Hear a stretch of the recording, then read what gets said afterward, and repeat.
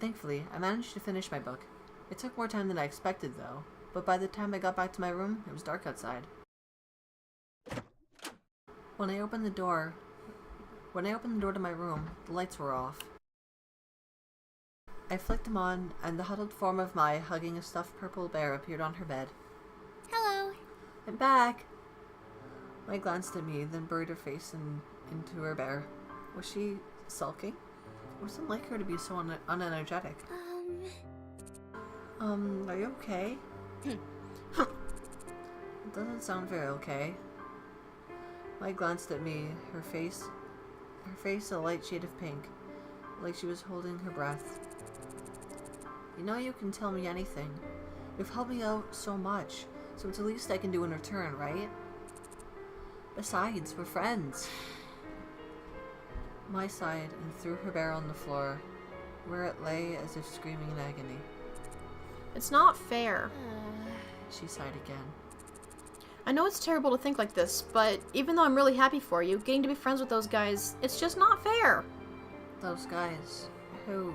The Normal Boots Club? I can't believe this. It's just that I've been a fan of them for so long, and I've loved Jared forever. And then here you are, come out of the blue with your pink hair, and just like that, you're friends. She snapped her fingers in front of her face. But here I've been trying this whole time, and Jared didn't even know my name. I know I'm being stupid, and I feel bad, but still. Mai.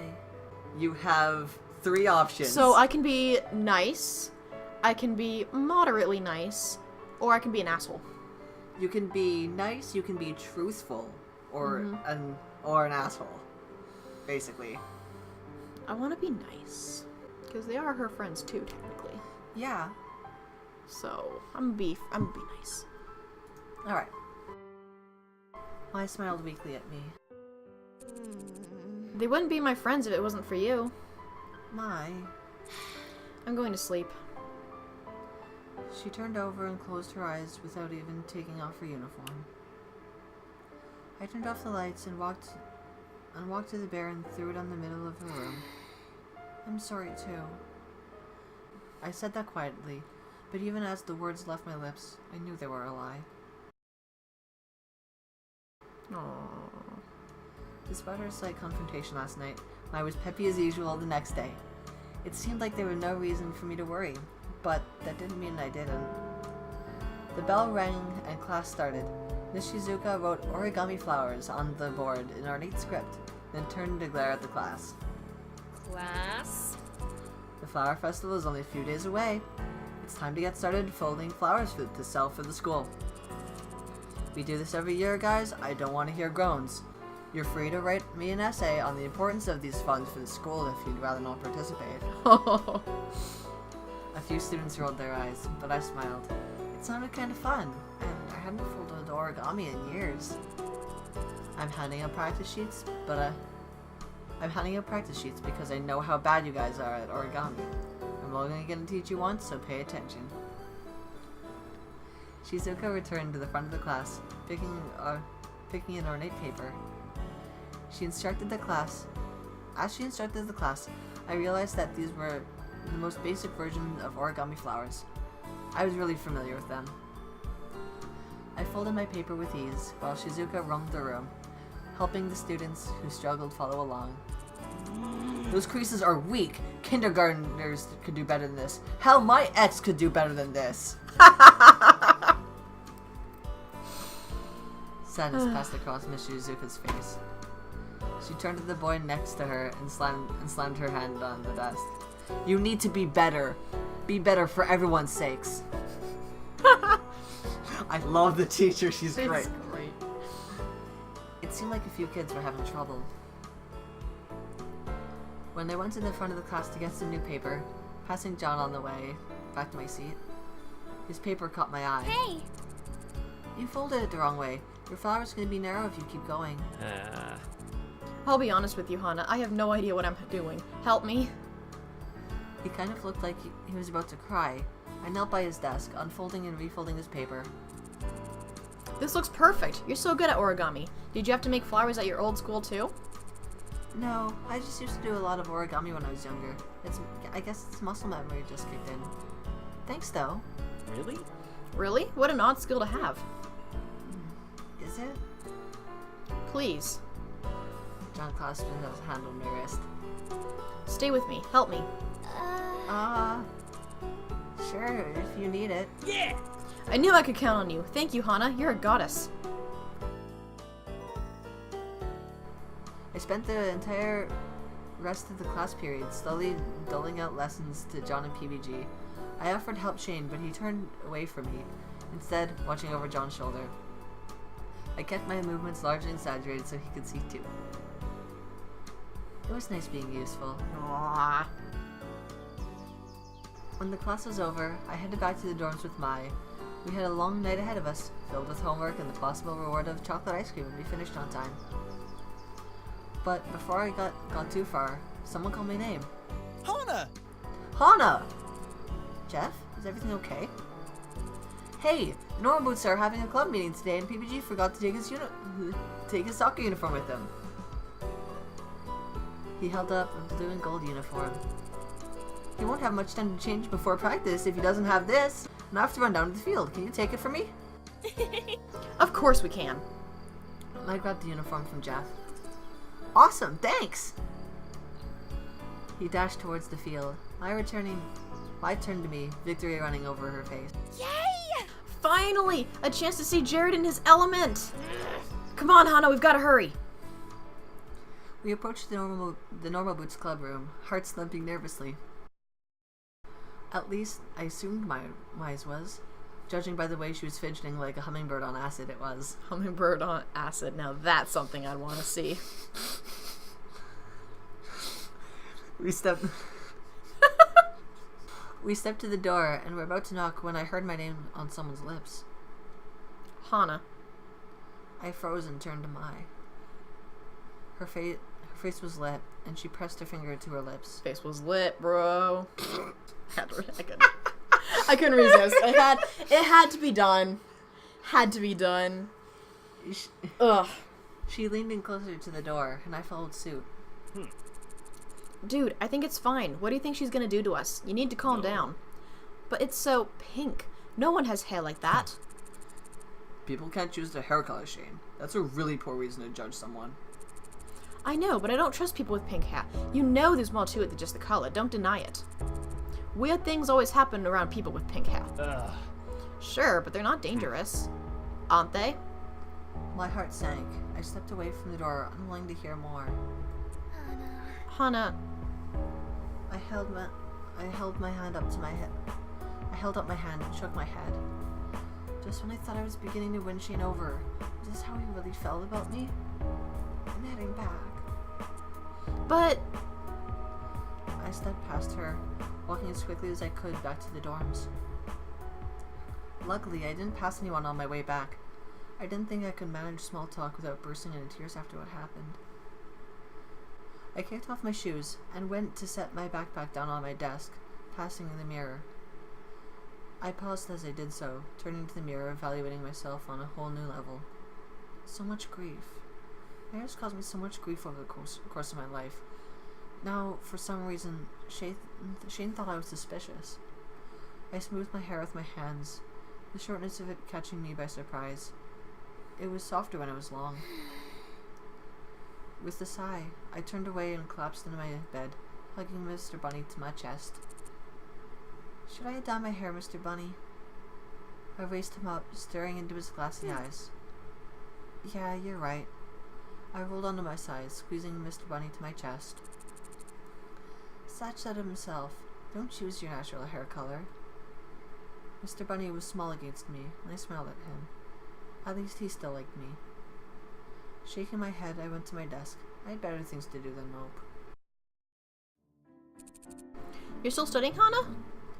I took my headphones out of my ears and turned to Mai. Our plans for the evening were postponed, and I silently thanked her for not pushing me to keep them. I wasn't in the mood anymore. Yeah, it's only been a few hours. You haven't moved since I left the room last. She climbed her bed and dangled her hands off the side. At least take a break, okay? Well, I have been meaning to return the books I checked out. It was overdue, and I had to do it at some point. I was going to do it today, but after what happened, it's the last thing I wanted. That didn't make it any less overdue, though. Uh-huh. Go do that. Meet me at dinner afterward. If you're going to spend the rest of your life studying, might at least be nutrition. Oh, jeez. Nutritionalized. You got it. Oy. Nutritionalized. Good God. It's a you word. I want to say, my brain read it. As naturalized? No, my brain read it as institutionalized. You need to be institutionalized. Which, is no better. Oh, that's what How would she get institutionalized? She's in an institution. Have you seen this game? Have you seen this game? like she goes over the deep end. Just like that's one of the routes she goes. Is just Hana going over the deep end. Oh man, that's so terrible. It's so bad. I don't want to think. I don't even want to think about it. I don't want to think. That's just bad. I'm sorry, Hana. Ugh. All right. Don't worry, it won't happen. Good. I stretched, bending backwards. I'm sorry. No, I'm just laughing. Thinking about institutionalized. Just thinking about institutionalized Hana. I don't want it. Oh, I'm sorry. I'm sorry. I shouldn't have said anything. I'm sorry. I am sorry. Oh, this is what happens when Jackie and I did get together to record stuff. Weird things happen. Oh. Jeez. Oh, God. And now I'm just thinking about other routes too now. God damn it, I can't say anything. Take your time, take a breather. Woo! Get some chips, get some drink, get a drink. Something, I don't know. I stretched, bending backwards to apologize to my back for the hours of arching over a desk. I'd have a hunchback by the end of my school career, I was sure. Every student thinks that. You're right. I'll go. I'll see you at dinner. It was pretty late when I got to the library. Nobody came at this time unless there was a term paper due. Since it was still relatively early in the year, the room was barren. Satch was working at the desk, as I expected, but he was joined by PBG and Paul. As soon as I saw them, I turned around, trying to walk back out, but... Hana. Hey, Hana. Unfortunately, my hair made me stick out like a sore thumb. I reluctantly joined them at the counter. What's going on? What's up? Not much. I'm taking a study break to return the book I checked out. I took the book out of my bag and handed it to Satch. That book. I can't help but notice you're reading The Princess Betrothed. It's good, isn't it? Yeah, I would never have read it without Satch's suggestion, so I have him to thank. He nodded and put the book back on the to-be-sorted shelf. No problem. I don't work in the library for nothing. I've got another suggestion if you need one. No, thanks. I want to go back to the dorms. Oh, come on. It's almost dinner. Let him check out this great book for you. Then we can all go to the cafeteria together. Well, alright. That was the last thing I wanted to do, but I was really bad at showing people that I didn't want to talk. Follow me to the fiction section. I read that as friction section, and I was like, oh man, they're getting it on!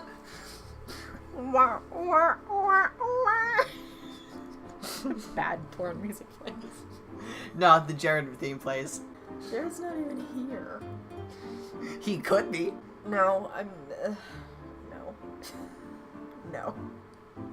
In no possible ending is that a good thing. Of this scenario right here. That is not a good thing. Alright, continue. We set off through the library on an epic quest for adventure and fortune. Far over the misty mountains go, where dungeons deep and caverns old. We must away ere break of day to find our long forgotten gold. That was necessary. Yes, it was. Continue. My mind raced, trying to think of a good excuse so I didn't have to follow them to the cafeteria. Here it is, the Banana Club. I love this game. This game is perfect. I'm pretty sure my hand is glued to my forehead at this point from facepalming so much. Ugh. The Banana Club? Yeah! Is that like the sequel to Bananas in Pajamas? Because they're in pajamas, and they grow up and join a club. Don't you forget about me. Will you call my name as you walk on by? Just give me the next line. He pulled a bright yellow book off the shelves. The Banana Club was written across in a bold font. Now, I know it sounds stupid. It looks kind of stupid too, honestly. But trust me, it's one of the most moving books I've ever read. The ending crushed me. He put a fist in his mouth and blinked repeatedly. Don't cry now, Satch. I'm gonna stop before I spoil everything. He handed the book to me, and I gazed blankly at the cover. Thanks, Satch. And, Hana. Huh? Are you alright? You don't look very well. I wasn't really, but of course, there was no way I was gonna tell Satch that I eavesdropped on their private conversation. I am. Just feeling a little under the weather. I conjured a fake cough, and it sounded pathetic. I think I'm just gonna skip out on dinner too. I'm not feeling well enough. Satch narrowed his eyes and nodded. If you say so. You still want to read this book? Yes, I do. Your suggestions haven't failed me so far. Okay, let's check you out real quick so you can get back and rest. When we got back, PBG and Paul were on the other side of the room. Paul waving a book vehemently at PBG. Satch stepped behind the counter and grabbed my book. You know, if there's something bothering you, or you're still getting used to the school, we're all here for you to talk to. I know. Transfer students have it hardest around here, and everyone knows that. I nodded. He passed the book to me, and I put it in my backpack. Just don't be a stranger, alright? I won't. Thanks, Satch. I'll see you tomorrow. I waved goodbye to him and made my way back to the dorm. Somehow, Satch always knew when I was upset and how to make me feel better. It helped that PBG and Paul weren't acting any different than normal either. Maybe it really was just Shane with the problem, whatever that problem was.